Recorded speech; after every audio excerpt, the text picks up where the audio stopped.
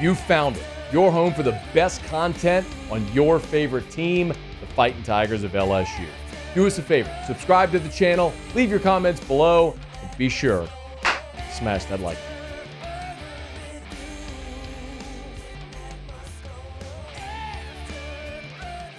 I found this interesting. So Brandon Marcello, who's over at 247, which is owned now by CBS Sports, has a piece up, and Brandon's going to be with us in about an hour.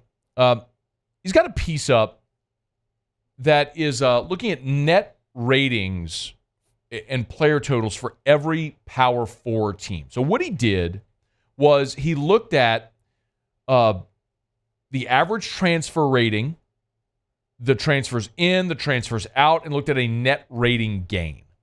Okay, so that's kind of how they sort of assessed this whole thing in the Power 4.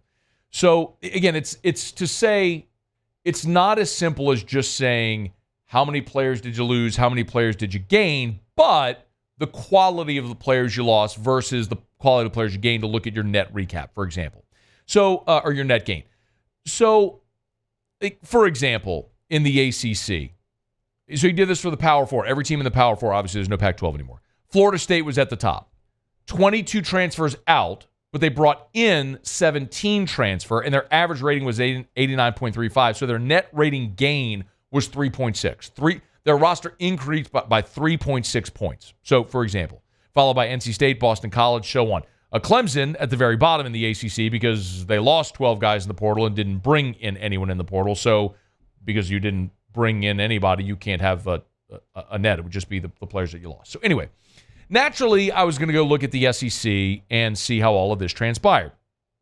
And I won't bury the lead for the SEC for LSU fans who are interested. LSU came in 8th on this list with a net rating gain of 1.58.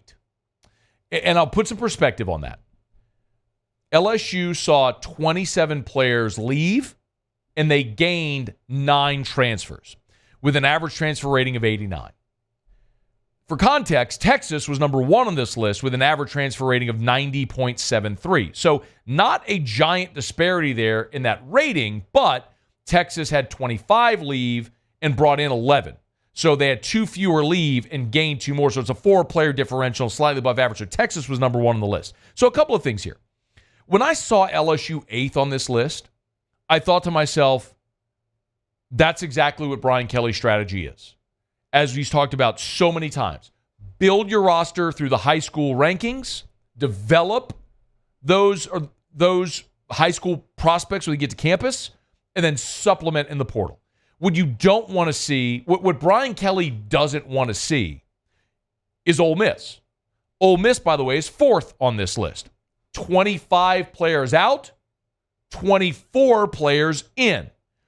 Now, they were 4th on the list, so according to this metric, they improved their roster, but Kelly doesn't want to build his roster that way. He doesn't want to build his roster by bringing in 24 transfers every year.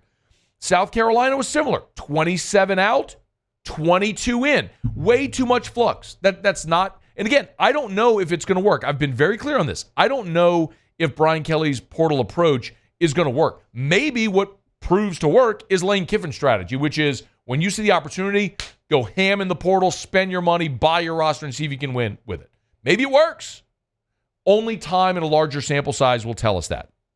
But when LSU loses 27 and gains 9, what that tells me, and you have a net rating gain that is positive, essentially saying 27 players left, only 9 came in, but you improve the quality of your roster, that tells me Brian Kelly's strategy is working. Now, will it translate to the field? That's what we have to wait and see. A couple of other things, obviously I mentioned there a little bit. Ole Miss and Texas A&M, I think, are fascinating because Ole Miss and A&M had the biggest number of additions, right? Ole Miss lost 25, gained 24.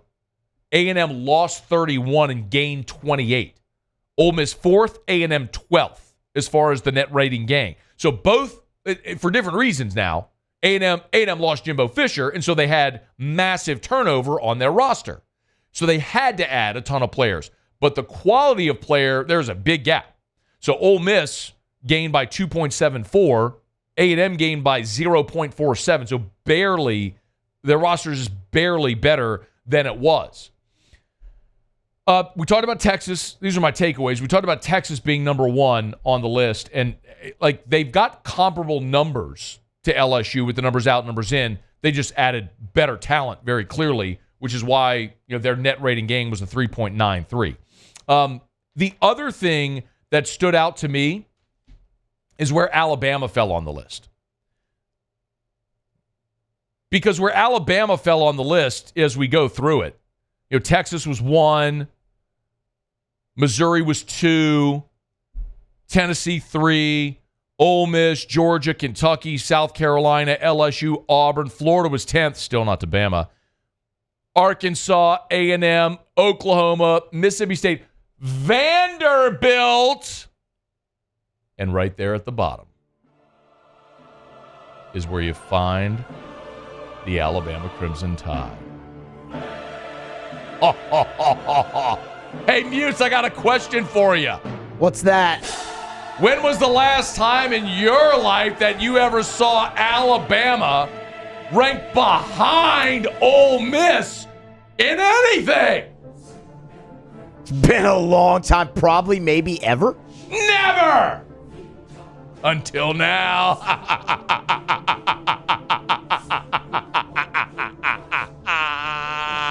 Oh, y'all were pissed at me for pointing out that you went to Southern Methodist to steal a quarterback. Y'all love to point out to me, Bammers, oh, he's a 4-star. He's a good player. You lost Julian Sayin, the number 1 overall player in the class, and you replaced him with a schmuck from SMU. Don't tell me you're better, you dweebs. How about this? This is black and white. This is data. Pull up that graphic, Paulie. Look at it right there. Number 14, Mississippi State. 15, Vanderbilt. 16, Crimson Tears. Not only are they dead last, not only are you behind Vanderbilt, you're the only team in the entire SEC that's got a negative net rating. Your roster got worse than Vanderbilt. Crank it up louder. All the way, Muse. As far as that slider goes up. You look at this Alabama transfer class. Julian Sayin, 5-star, gone. Caleb Downs, 5-star, gone. Isaiah Bond, 5-star, gone. By the way, gone to Texas, too, in the league. He's going to beat him, too. They lost 3 5-stars. They lost 11 4-stars out of the portal. One of them was Seth McLaughlin, who played in 35 games with 24 starts. He went to Ohio State. I bet he's a pretty good player, right? 25 games started, good enough to go to Ohio State to be their starting center now? Yeah, no, that makes sense. He's pretty good, yeah? Pretty talented, yeah, good guy. Gone! By the way, the best signee that Alabama got in this entire portal class, you know who it is? Who? The SMU guy. No! The best signee in the class is Caden Proctor! Oh, wait, that's right, he their went back. Best signee is their own guy! He went back. Their own guy! He left and came back as their best signee. He's a good player. He's a good player, right? Probably going to be a good player at some point. That's their best one. Your best signee is your own guy. You're behind Vanderbilt. I'm going to say it again. I'm going to stare you straight in the face and say this again, all you Bammers. I'm not sitting here telling you that Alabama is going to go 5-7. I'm not telling you they're going to go winless inside of Bryant Dennehy Stadium. I'm not telling you Kalen DeBoer is getting run out of town after 1 year. All I'm telling you is the charmed existence which you have lived for the last 2 decades with Nick Saban patrolling your sideline, the greatest coach in the history of college football. The deal he made with the devil is up. And now it has come time to pay your debts. And I will laugh my ass off when that crimson A right at the midfield logo inside of Brian Dennehy Stadium opens wide and the devil sucks you all to the depths of football hell. And every time you lose a game, I'm going to put my annoying Jim Carrey from Bruce Almighty Struggling with Glee gif all over Twitter and every social media platform, and I'm going to watch all of you come up into my mentions and just melt. And I'm going to laugh my ass off every step of the way. You're behind Vanderbilt. Let it sink in, dweebs. Take that, Bama. Enjoy the CarQuest Bowl. Or what's the one in Orlando that we went to last year? What was that one called? The ReliaQuest That Bowl. one. Yeah. Enjoy the ReliaQuest Bowl. That's what 9-3 gets you. I know that life too well. Hey, thanks so much for watching. Please leave your comments. I love to interact. And be sure to hit the red subscribe button below.